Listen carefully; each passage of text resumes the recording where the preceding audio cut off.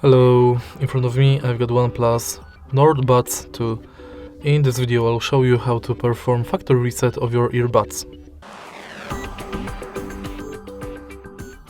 In the beginning, make sure that your earbuds are inside of the charging case.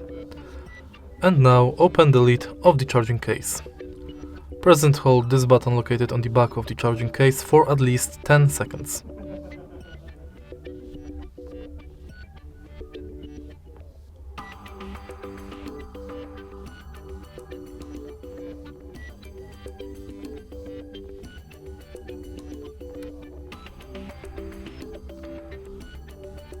Red light indicates that factory reset has been performed.